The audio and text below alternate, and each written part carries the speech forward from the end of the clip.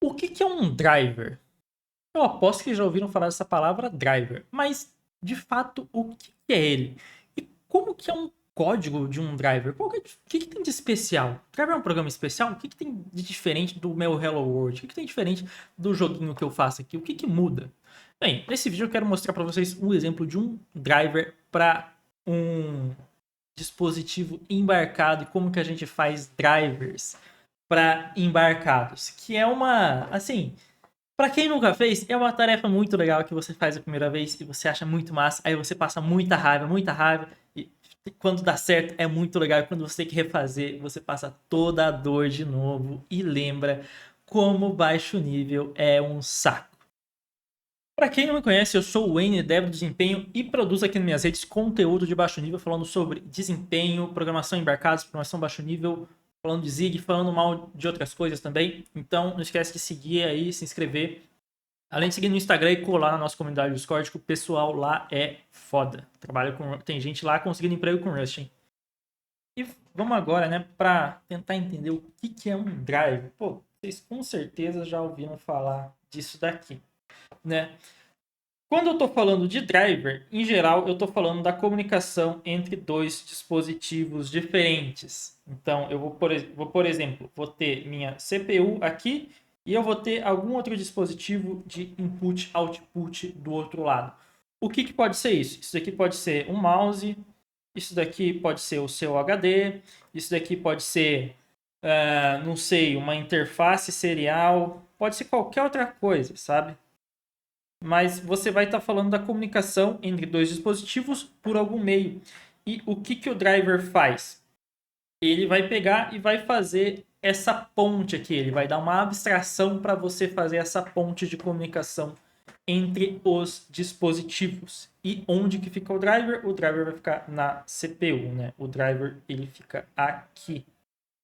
Ou fica no dispositivo que está querendo se comunicar, né? Enfim, se você tem um embarcado que está querendo se comunicar com a CPU, o driver pode ficar nele também, né? Se ele quer mandar alguma coisa, o driver está nele. Mas ele é para lidar com essa interface de comunicação aqui. E todos os dispositivos externos basicamente necessitam de um driver para isso. A tua GPU necessita de um driver, o microfone que eu estou utilizando aqui necessita de um driver, o meu fone que eu estou usando precisa de um driver, tudo precisa. E, em geral, a gente vai utilizar o que, né? C. Utilizar a nossa maravilhosa, linda IC com todos os seus segfaults, todas as suas questões de acesso de memória, de NU, para programar o nosso driver. E a primeira coisa, quando eu estou falando de driver, que eu tenho que saber, não é nada de código assim. Eu preciso saber, na verdade, como que essa comunicação aqui funciona. Sabe? O que eu preciso mandar, o que eu vou receber, minhas questões de tempo. Isso é a primeira coisa que você vai ter que fazer se tratando de um driver. E como que você faz isso? Você pega a documentação do que você está utilizando. Eu aqui peguei de exemplo o ART, que eu já usei no vídeo anterior, né? Eles chamam aqui de USART, né? Do Arduino Uno, que é um protocolo de comunicação para Universal Asynchronous Receiver. Aqui, ó. Universal Synchronous and Asynchronous Serial Receiver and Transmitter. Basicamente é para você enviar dados de maneira serial, ou de maneira síncrona ou de maneira assíncrona. Isso daí serve o ART. E para que você usa o ART? Para tudo, né? Para qualquer coisa que precisa de uma comunicação serial, você pode utilizar o ART. O caso de uso mais comum é para você dar o printf, né? Ou você usar monitores, né, nos seus dispositivos, mandar dados e receber dados por meio do UART, não é mesmo? E você pega o ART, primeira coisa que você vai ver como que funciona o ART, aprender o protocolo, o TX, o RX, e depois você pega o diagrama de blocos, o diagrama funcional dele, quais bits você tem que setar lá no teu dispositivo. Tudo isso vai estar num datasheet se for um negócio bem legal. Se não for bem legal, você tem que ficar testando com as medições, né? Ali até descobrir o padrão de comunicação, medir elétrico mesmo, né? Se tem protocolo, você quer quebrar, por exemplo, um driver proprietário protocolo, você faz isso. Você pega e fica medindo os pulsos elétricos e fica tentando fazer algum sentido daqueles pulsos elétricos. Nunca fiz isso, nem pretendo fazer. Mas para quem quer fazer engenharia reversa, fica a dica aí, né? Tudo isso eu vou utilizar para escrever o programa do meu driver. Então, assim, não existe driver sem você saber como a comunicação é feita, o que o protocolo precisa, os requisitos que isso precisa de tempo e de funcionalidade, os endereços de memória que você vai usar, como que você vai se comunicar, tipo, não existe, tá? Então, o driver começa por aí. E a partir disso daqui, a gente vai pegar e traduzir em código o funcionamento. E para mostrar aqui para vocês o exemplo do UART, eu peguei um do STM32, que também é um microcontrolador, e em microcontrolador você não consegue fugir de drivers, sabe? Então, por exemplo, você está programando para desktop, você pode nunca ter tocado num driver de microfone, ou de áudio, ou de placa gráfica, ou de qualquer coisa. Você pode nunca ter tocado. Mas se você está programando em MCUs, né, em microcontroladores, você não consegue fugir de fazer um drivers para suas comunicações, né? Ou utilizar um, seja o ARC, seja I2C, seja SPI, timers, enfim, o que for. Isso daqui é do ART. E a primeira coisa que você pode perceber é que ele é em C, drivers geralmente são em C, né?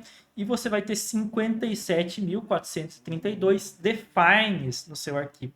Esses defines, eles geralmente são de endereços de memórias que você está trabalhando. Então, por exemplo, quer dizer, por exemplo, não, você tem um mapeamento em memória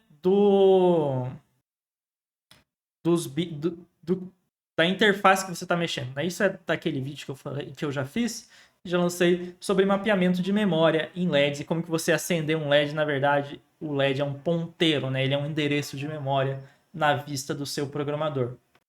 E você tem vários defines, né? E depois você vai ter as funções.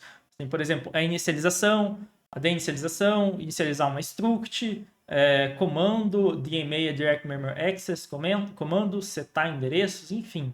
Send, break, set, rescale, você tem um monte, half duplex, MD, tem um monte de função aqui que você pode utilizar. E quando você vai ver na implementação em si, claro, você vai pegar tipo, cada protocolo disso daqui vale um vídeo só falando sobre o driver, explicando o protocolo. Mas você vai pegar e ele vai fazer todas as operações que são necessárias para você conseguir operar com aquele driver, né? Fazer as comunicações necessárias entre os dispositivos que você precisa, né? É importante que essas comunicações tenham que estar certas dos dois lados, já que tanto se um dispositivo comunica com o outro, se um funciona, o outro não funciona, vai dar pau. Então, pode ser possível também que o driver do dispositivo que você está mandando esteja errado, a documentação esteja errada e não funcione. O mundo de embarcados é uma maravilha, gente. É uma maravilha, assim, muito, muito, muito legal. Às vezes não está nem documentado como é a comunicação. Muito interessante mesmo. E esse é o exemplo aqui em C, mas o que eu queria mostrar aqui para vocês é como que a gente pode fazer em Zig. Porque é isso, né?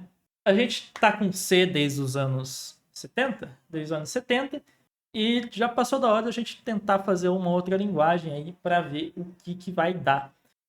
E é uma interface um driver muito simples de UART em Zig para um projeto que eu estou desenvolvendo a gente está desenvolvendo para membros, e esse código eu peguei online, vou deixar o link aí na descrição, de como rodar um Hello World no Arduino usando o Zig. E uma coisa que ele faz é fazer o define aqui de todos os registradores e todo o mapeamento de memória do mundo usando os recursos de Zig. Se você pegar aqui, ó, esse MMIO, ele faz o Memory Mapped, Input Output, vai ser alguma coisa assim. Ele faz toda a checagem e ele retorna uma struct nova com algumas funções de read, write, modify e toggle, que você consegue mexer nos campos que você quiser. Tudo isso em tempo de compilação, então as checagens necessárias, né, são feitas quando você está dando build, não quando seu programa está rodando, o que é muito importante, galera. É muito mais fácil você pegar erros em tempo de compilação do que em tempo de runtime. E se a gente pegar aqui, ele vai ter uma interface de USART. Se vocês verem aqui, ó, USART 0, em que eu tenho o UDR 0. Vocês pegarem no datasheet. E se vocês pegarem aqui no datasheet, né, é a interface de comunicação USART Não sei se é, nunca sei se é o SART ou se é o ART, ou se tem diferença entre os dois, ou se não tem, para comunicação, né? E também, se você for lá no final, você vai ver que ele tem um resumo dos registradores.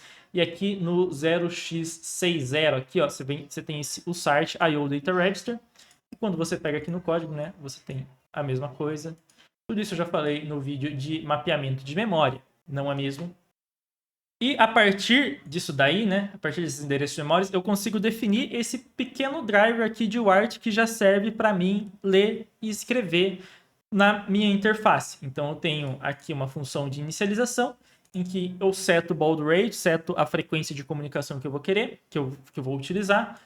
Eu modifico aqui alguns registradores para ativar aqui, ó. O que é esse TXEN0? Vamos ver. Vou pegar aqui, ó, o TXEN0, ó, Transmitter Enable. Então eu estou ativando a transmissão. Se ele é igual a 1, eu estou ativando a transmissão. E se eu pegar também aqui o U2X0, desse daqui, é para dobrar a velocidade de transmissão. Enfim, vou fazer as operações que são necessárias, né? Vou setar também esse UBR-R00, que é o baud rate, que está sendo utilizado para comunicação. Tem que ser os mesmos tanto no computador, né, quanto no dispositivo, senão a comunicação não dá muito certo, né? E eu consigo agora escrever. Eu não tenho a função aqui de ler, porque não foi implementada pelo cara, mas não seria nada absurdo de implementar. E, por exemplo, eu tenho a função aqui, ó, de escrever um caractere, write character, em que eu checo se eu estou escrevendo, se eu não, quer dizer, enquanto não estiver livre para eu escrever, né, eu fico esperando, e quando estiver livre, eu vou lá e escrevo o meu caractere por meio do UDR0. Aqui, se você pegar, é o endereço de memória do registrador de comunicação do USART. E o driver vai ser basicamente isso. Você vai pegar e vai adicionando funções aqui. Então, agora eu quero uma função de ler. Tá, vou tirar aqui. Agora eu quero uma função para desativar o ART. Eu vou pegar e adicionar outra função aqui.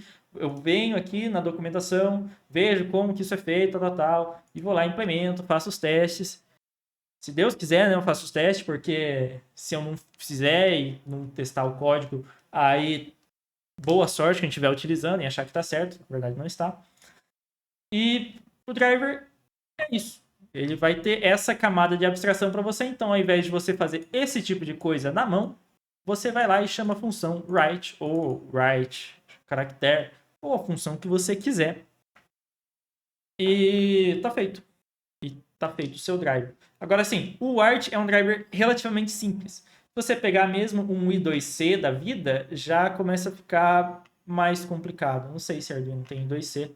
Mas um ADC mesmo já é mais complicado. Um Analog to Digital Converter, ADC. Então, assim, quando alguém fala que faz um driver para você, pô, escreva o driver, só para você, pensa que é isso. Ele faz um programa que permite a comunicação entre dois dispositivos usando um protocolo. E provavelmente esse programa vai ser em C. E essa pessoa vai ter quebrado muita cabeça debugando esse negócio. Muitas das vezes, quando a gente tem que debugar, você pega um osciloscópio, um osciloscópio é um negócio que mede pulsos, né, eletrônicos, você pega e mede ali nas portinhas e vê, caramba, tá certo, mas por que o meu dispositivo tá errado? Será que é do meu lado que tá errado? Será que é do lado dele? E, enfim, drivers também são escritos por engenheiros elétricos, engenheiros de outras áreas, então é comum você encontrar drivers com uma qualidade de código não tão alta, não tão boa, vamos colocar dessa maneira. Mas é isso, galera. Valeu e tchau, obrigado.